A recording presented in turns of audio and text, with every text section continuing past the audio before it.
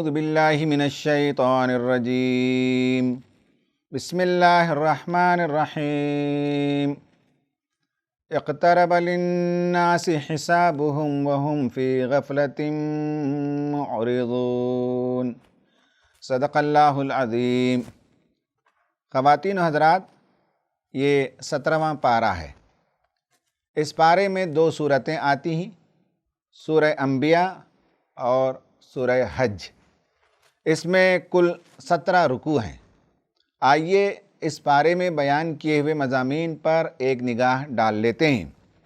اس کے پہلے رکوع میں بیان کیا گیا کہ لوگوں کے لیے ان کے حساب کا وقت قریب آ لگا ہے، یعنی یہ کہ جو بھی بندہ جس وقت مرتا ہے وہاں سے اس کی قیامت شروع ہو جاتی ہے، لیکن لوگ ہیں کہ کھیل کود میں پڑے ہوئے ہیں، زندگی کے سلسلے میں اور زندگی بعد موت کے سلسلے میں نان سیریس ہیں، اور نبی صلی اللہ علیہ وسلم کی دعوت کو کھیل مذاق میں اڑا رہے ہیں۔ نبی کریم صلی اللہ علیہ وسلم کی دعوت کے سلسلے میں جو اعتراضات وہ اٹھا رہے تھے اس کا بھی جواب دیا گیا۔ رکوع نمبر 2، 3 اور 4 یہ اس پارے کا 19% مضمون ہے، جس میں بتایا گیا کہ کائنات کو ہم نے حق کے ساتھ پیدا کیا۔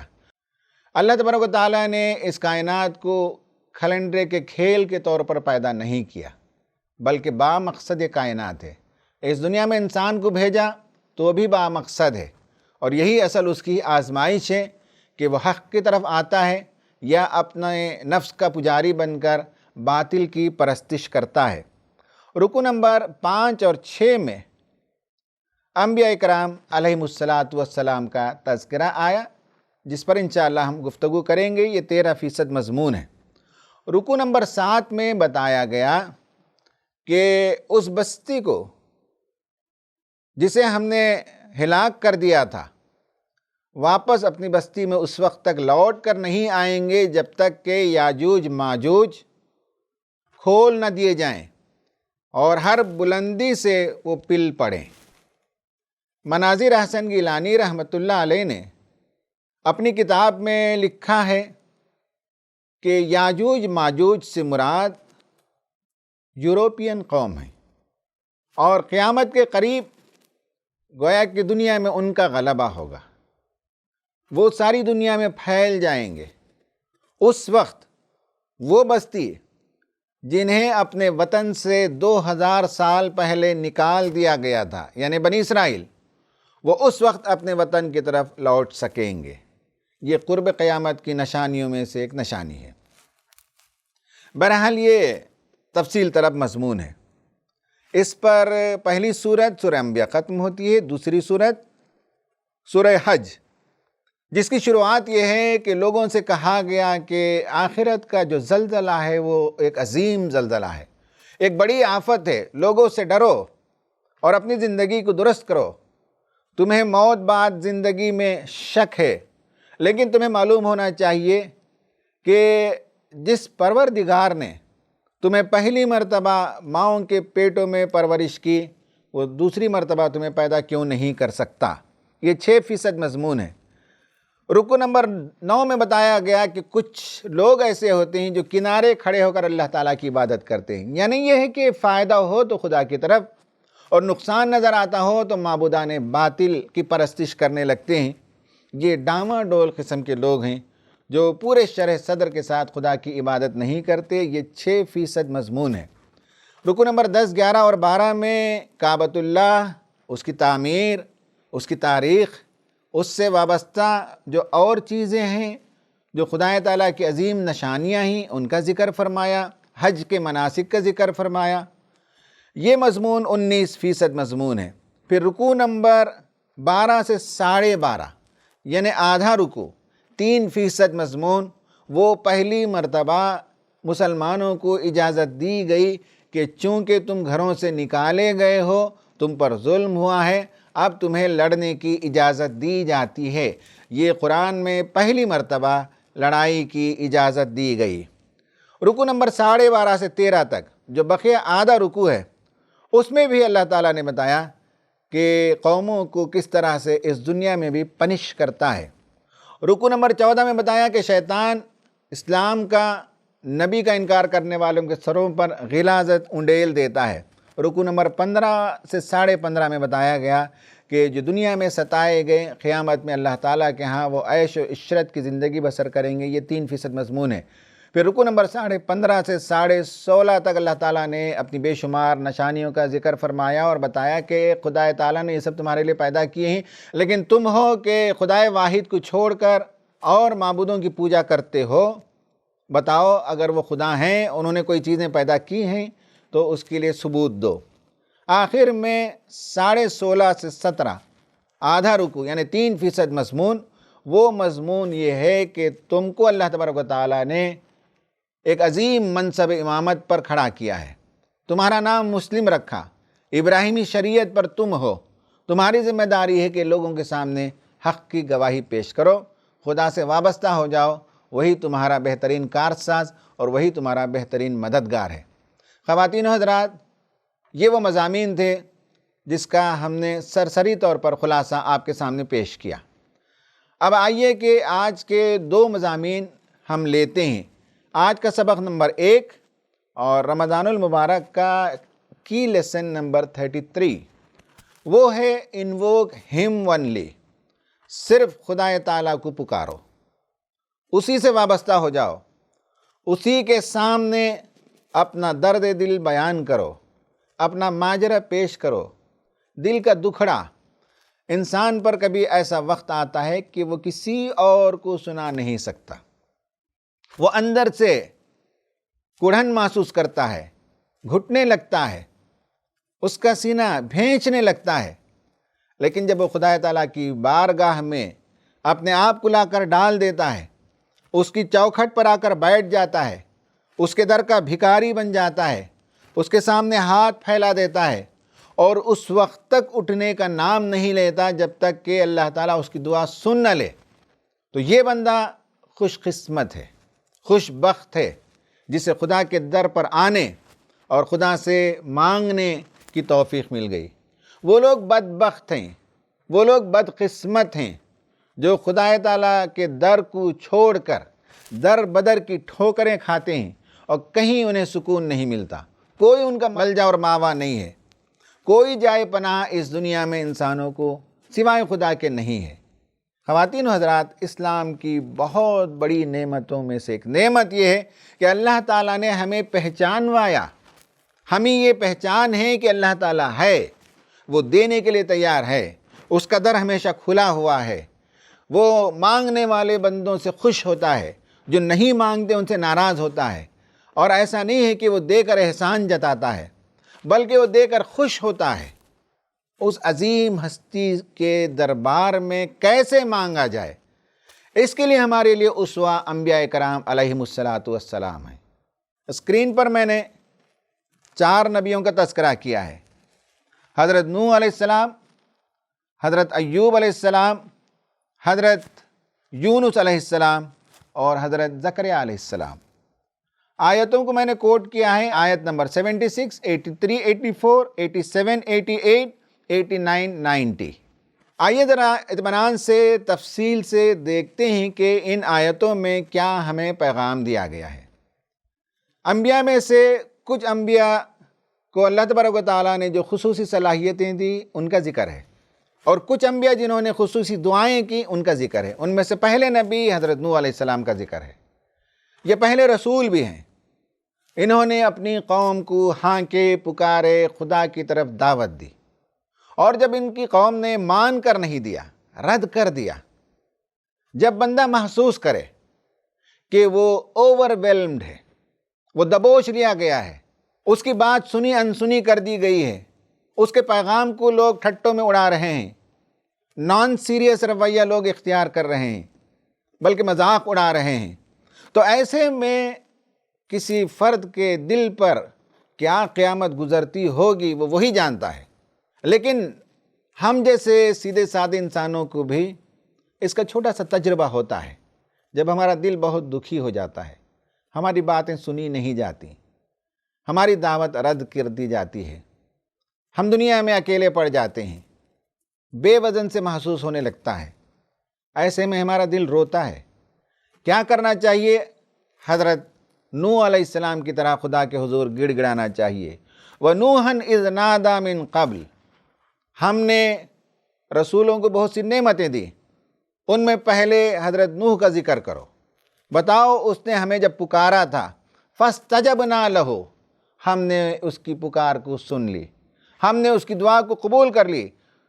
فَنَجَّيْنَاهُ وَأَهْلَهُ مِنَ الْكَرْبِ الْعَظِيمِ، ہم نے اسے اور اس کے اہل و عیال کو اس درد، اس کرب، اس تکلیف جس میں مبتلا تھے، ہم نے نجات دی۔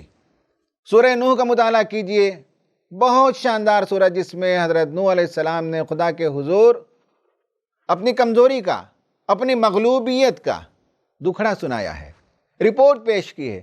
کہا کہ پروردگار، میں نے ان کو صبح شام پکارا، میں نے انہیں تنہا تنہا دعوت دی، میں نے انہیں اجتماعی طور پر دعوت دی، میں نے انہیں دلائل کے ساتھ سمجھایا، میں نے ان کے قلوب کو اپیل کیا، میں نے انہیں امید دلائی کہ تم اگر خدا کی طرف لوٹو تو خدا تعالیٰ تم پر بارش برسائے گا، خدا تعالیٰ تمہاری دولت میں، تمہارے بچوں میں برکت عطا کرے گا۔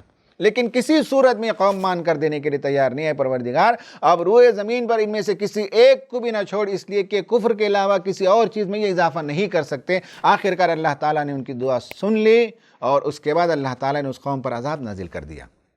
آسمان بھی بارش برسنے لگا اور زمین بھی پانی ابلنے لگی اور ہر طرف سے سیلاب ہی سیلاب، سوائے ان لوگوں کے جو کشتی نوح میں سوار ہوئے، باقی سب اس سیلاب میں غرق ہو کر ختم ہو گئے۔ اللہ نے ان کی دعا سن لی۔ دوسرے نبی حضرت ایوب کا ذکر کیا، وَأَيُّوبَ إِذْ نَادَى رَبَّهُ أَنِّي مَسَّنِيَ الضُّرُّ وَأَنْتَ أَرْحَمُ الرَّاحِمِينَ۔ حضرت ایوب علیہ السلام صبر کے پیکر تھے، مجسم صبر تھے۔ صبر ایوب ایک ضرب المثل ہے۔ محققین اور مفسرین بتاتے ہیں کہ حضرت ایوب علیہ السلام بنی اسرائیل کے نبیوں میں سے ایک نبی تھے۔ اللہ نے ان کو بے شمار دولت سے نوازا تھا۔ ان کے پاس 7,000 بھیڑیں تھیں، ان کے پاس 3,000 اونٹ تھے، ان کے پاس 1,000 بیل تھے جس سے وہ کھیتی باڑی کا کام لیتے تھے، ان کے پاس 500 گدھے تھے جن سے وہ بار برداری کا کام لیتے تھے۔ بے شمار نعمتیں تھیں۔ شیطان اور اس کے ایجنٹ یہ اشغلہ چھوڑا انہوں نے کہ ایوب کو تو اللہ نے ہر نعمت سے نوازا ہے، وہ عبادت گزار نہیں ہوں گے تو اور کیا ہوں گے۔ ہوا یہ کہ دھیرے دھیرے اللہ تعالیٰ نے انہیں آزمائش میں مبتلا کیا۔ ان کے بچے مر گئے، ان کی کھیتیاں ختم ہو گئیں، ان کے جانور مر گئے اور سب چھٹ گئے۔ یہاں تک کہ کتابوں میں لکھا ہوا ہے کہ سر سے لے کر پیر تک ان کے جسم میں پھوڑے نکل آئے، انتہائی تکلیف میں تھے۔ وہ کھجاتے تھے ٹھیکری سے، راکھ پر بیٹھتے تھے، لیکن اللہ تعالیٰ کے ہاں حرف شکایت زبان پر نہیں لائے۔ وہ کہتے تھے ربی انی مسنی الضر وانت ارحم الراحمین، پروردگار بیماری نے مجھے چھو لیا ہے اور تو سب سے زیادہ رحم فرمانے والا ہے۔ دیکھیے خدا کے حضور ادب، خدا کے حضور پیش کرنے کا سلیقہ۔ یہ نہیں کہا کہ میں سخت بیمار ہوں، میں بڑی آزمائش میں مبتلا ہوں، صرف یہ کہا کہ مجھے بیماری نے چھو لیا ہے۔ اور یہ نہیں کہا کہ مجھے شفا دے دے، مجھے فلاں دے دے، مجھے صحت دے دے، صرف یہ کہا کہ تو ارحم الراحمین ہے، اب تیری رحمت جس میں قریب ہو وہ دے۔ امام زین العابدین رحمۃ اللہ علیہ نے اپنی کتاب میں لکھا ہے کہ پروردگار میں بیمار ہو گیا ہوں، مجھے پتہ نہیں کہ میری بیماری میں تیری رحمت مجھ سے قریب ہوتی ہے یا میں جب شفا پاتا ہوں تب تیری رحمت مجھ سے قریب ہوتی ہے، مجھے نہیں معلوم۔ مجھے وہ عطا فرما جس میں تیری رحمت مجھے مل جائے۔ اللہ اکبر! یہ انداز ہے مانگنے کا، یہ انداز ہے پیش کرنے کا۔ تو حضرت ایوب علیہ السلام نے دعا کی، اللہ تعالیٰ نے فرمایا فَاسْتَجَبْنَا لَهُ، ہم نے اس کی دعا سن لی، فَكَشَفْنَا مَا بِهِ مِن ضُرٍ، اور جس تکلیف کے اندر وہ مبتلا تھا ہم نے اسے دور کر دیا، وَآتَيْنَاهُ أَهْلَهُ وَمِثْلَهُمْ، ہم نے اسے اہل و عیال اور جیسی دولت اور جیسے ساز و سامان اس کے پاس موجود تھے ویسے سب کچھ ہم نے لوٹا دیا۔ وَآتَيْنَاهُ أَهْلَهُ وَمِثْلَهُمْ مَعَهُمْ رَحْمَةً مِّنْ عِنْدِنَا، یہ ہماری طرف سے رحمت ہے، وَذِكْرَىٰ لِلْعَابِدِينَ، اور عبادت گزار لوگوں کے لیے اس میں بڑی نصیحت ہے۔ تیسرے اور چوتھے نبی کا بھی ذکر آیا ہے۔ اختصار سے عرض کر دوں کہ حضرت یونس علیہ السلام اپنا وطن چھوڑ کر دعوتی فریضہ انجام دے رہے تھے، قوم مان کر نہیں دے رہی تھی تو نکل گئے غضبناک ہو کر، اللہ تعالیٰ نے انہیں ایک مچھلی کے پیٹ میں پہنچا دیا۔ صبح شام یہ دعا کرتے تھے، لا الہ الا انت سبحانک انی کنت من الظالمین، اس کا ورد کرتے رہے، آخر کار اللہ تعالیٰ کو رحم آ گیا اور اللہ تعالیٰ نے کہا فاستجبنا لہ، ہم نے اس کی دعا سن لی، وَنَجَّيْنَاهُ مِنَ الْغَمِّ، اور جس غم اور اندوہ میں وہ مبتلا تھا، جس پین کے اندر نفسیاتی طور پر دل میں جو درد ہو رہا تھا، غم کی جو کیفیت ان پر تھی، اس غم سے ہم نے انہیں نجات دی۔ وَكَذَلِكَ نُنْجِي الْمُؤْمِنِينَ، اور مومنوں کو بھی ہمیشہ ہم ایسا ہی غم سے نجات دیتے رہیں گے۔ جب وہ سچے دل سے توبہ کریں گے تو اللہ تبارک و تعالیٰ جس اندھیرے میں بھی وہ گھرے ہوں گے وہاں سے نکال دے گا۔ حضرت زکریہ کا ذکر کیا کہ بڑھاپے کی عمر میں بھی انہیں کوئی اولاد نہیں تھی اور انہوں نے بار بار دعا کی تو قرآن نے کہا فاستجبنا لہ، ہم نے اس کی بھی دعا سن لی، ووہبنا لہ یحییٰ، اور ہم نے یحییٰ جیسی پیاری اولاد اسے عطا کی، واصلحنا لہ زوجہ، اور اس کی بیوی کے بانجھ پن کو ہم نے دور کر دیا۔ اللہ تعالیٰ دعاؤں کو قبول کرنے والا ہے۔ خواتین و حضرات، اگر آپ دبا لیے گئے ہوں، دبوچ لیے گئے ہوں تو حضرت نوح کو یاد کیجئے، اگر آپ بیمار ہوں تو حضرت ایوب کو یاد کیجئے، اگر آپ اندھیرے میں گھر گئے ہوں تو یونس کو یاد کیجئے، اگر آپ لاولد ہیں تو زکریہ علیہ السلام کو یاد کیجئے۔ ایکشن پلان یہ ہے کہ آئیڈینٹیفائی یور پرابلم، کیا مصیبتیں ہیں، کیا مسائل ہیں، کن مشکلات سے آپ دوچار ہیں، ان کی فہرست بنائیے۔ لرن ہاؤ ٹو میک دعا، سیکھیے کہ اللہ تعالیٰ کے حضور اپنا ماجرا کیسے سنانا ہے اور اپنی عرضداشت کو کیسے پیش کرنا ہے، یہ کسی سے سیکھیے۔ خواتین و حضرات، آج کا دوسرا سبق ہمارے سامنے ہے اور رمضان کا لیسن نمبر 34 ہے، وہ ہے ہسٹری آف کعبہ۔ اللہ تعالیٰ نے کعبہ کو کیسے پروٹیکٹ کر کے روز اول سے لے کر آج تک رکھا ہے، اس پر ہم بات کریں گے۔ سورہ حج آیت نمبر 26 اور 27 میں اللہ تعالیٰ نے کہا وَإِذْ بَوَّأْنَا لِإِبْرَاهِيمَ مَكَانَ الْبَيْتِ أَلَّا تُشْرِكْ بِي شَيْئًا وَطَهِّرْ بَيْتِيَ لِلطَّائِفِينَ وَالْقَائِمِينَ وَالرُّكَّعِ السُّجُودِ۔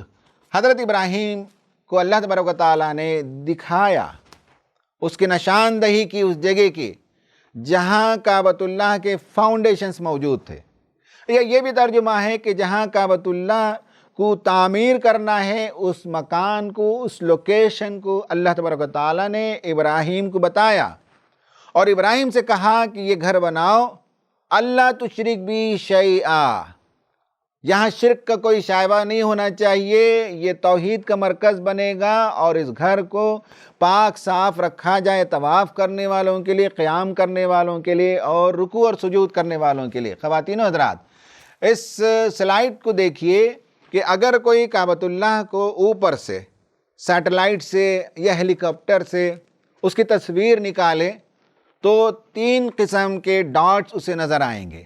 ایک ڈاٹ سروں کا وہ ہے سرکولر موومنٹ میں ہوگا، ایک آپ دیکھیں گے ڈاٹس ہوں گے جو ورٹیکل ایکسس میں موومنٹ کر رہے ہوں گے، اور کچھ ڈاٹس ہوں گے جو سٹیٹک ہوں گے۔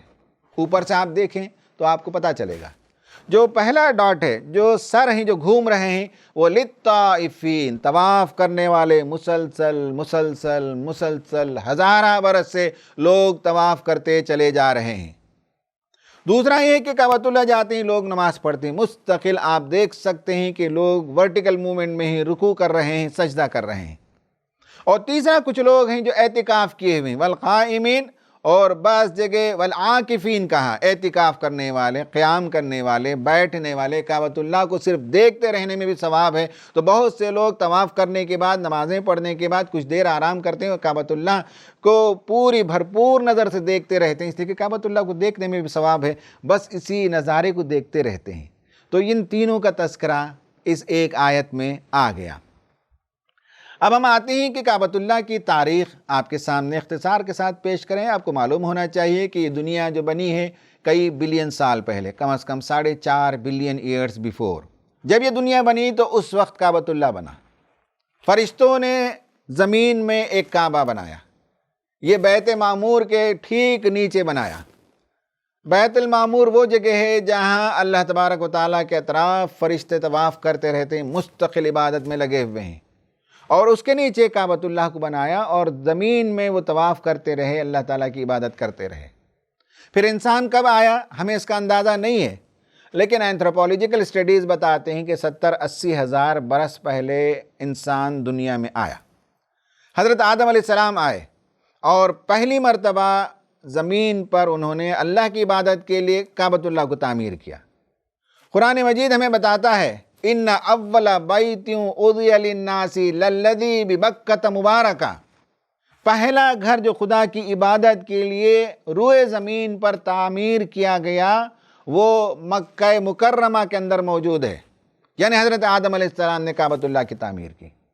پھر زمانہ گزرا اور کعبۃ اللہ کے در و دیوار خستہ ہو گئے تو شیس علیہ السلام نے تیسری مرتبہ تعمیر کیا، اور چوتھی مرتبہ حضرت ابراہیم علیہ السلام جب وہاں آئے تو اس کے فاؤنڈیشنز تھے، کعبۃ اللہ نہیں تھا، اس کی دیواریں نہیں تھیں۔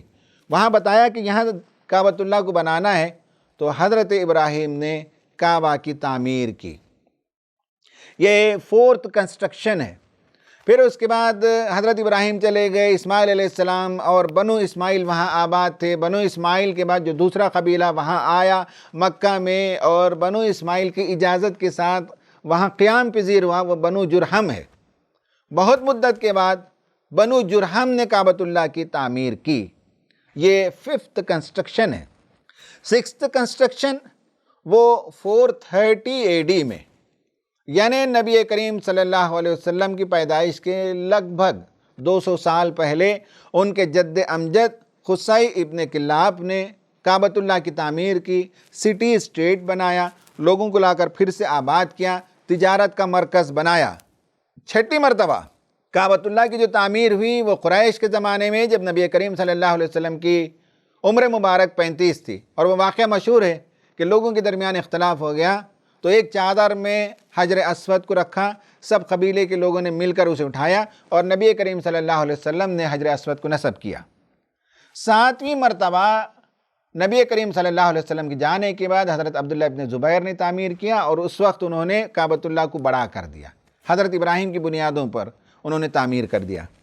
اس کے بعد عبداللہ بن زبیر اور عبد الملک بن مروان کے درمیان جو لڑائیاں ہوئی اس میں جو گولہ باری ہوئی، کعبۃ اللہ کے غلاف جل گئے، اس کے پتھر جل گئے تو کعبہ کو ڈھا دیا گیا۔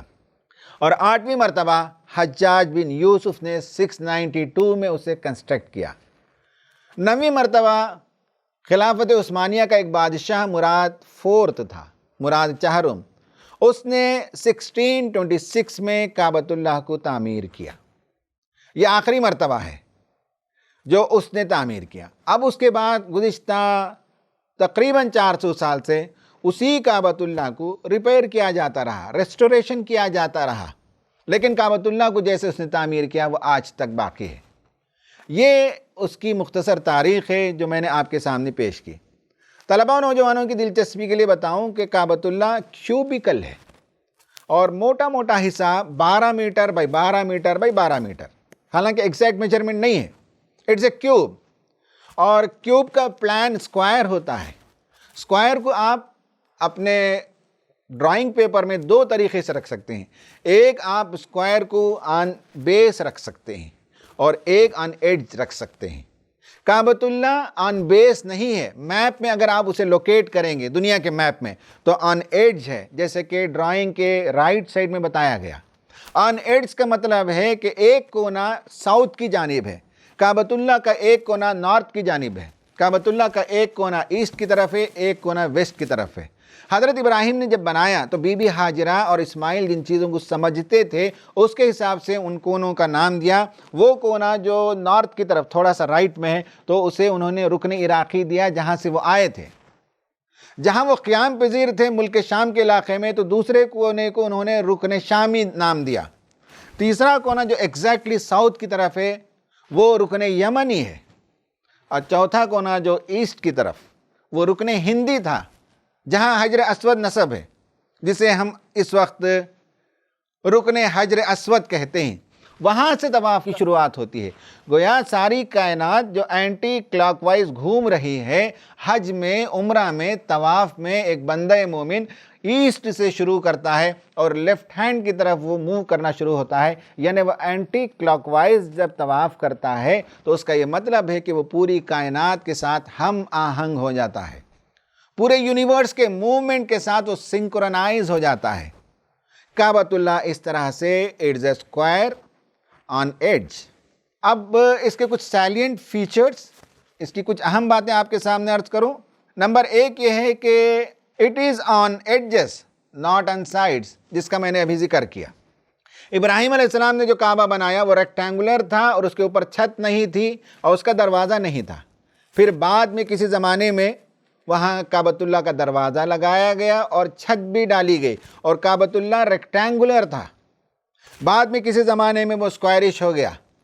اب ادھر 20-25 سال پہلے کعبۃ اللہ کے ریسٹوریشن کے حوالے سے کھدائی ہوئی، نیچے تک گئے اور پرانا جو میٹیریل تھا ان سب کو نکال کر نیا اسٹف اس کے اندر بھرا گیا، فلنگ میٹیریل بھرا گیا، ریت بھری گئی۔ تو اس زمانے میں جب کعبۃ اللہ کو لوگوں نے کنسٹرکشن کے لیے، ریسٹوریشن کے لیے آج سے 20-25 سال پہلے کام کیا تو پتہ چلا کہ حضرت ابراہیم علیہ السلام کا کعبہ حتیم کی طرف 1 میٹر آگے ہے۔ اس لیے آپ اگر حتیم میں پہنچیں اور بالکل کعبۃ اللہ سے لگ کر آپ نماز ادا کر لیں تو کعبہ کے اندر پہنچنے کے برابر ہے۔ جسم پر جھرجھری طاری ہو جاتی ہے، رونگٹے کھڑے ہو جاتے ہیں۔ میزاب رحمت کے نیچے آپ دعا کر سکتے ہیں، قبولیت کا مقام ہے۔ اور وہ حتیم کی جو دیوار ہے سیمی سرکولر، وہ بی بی ہاجرہ کا گھر تھا۔ انہوں نے کانٹوں کی لکڑیوں سے وہ باڑ بنا دی تھی، گویا کہ اللہ تعالیٰ کے گھر کی پہلی پڑوسن ایک عورت ہے، وہی ان کا گھر تھا حتیم، وہاں وہ قیام کرتی تھی۔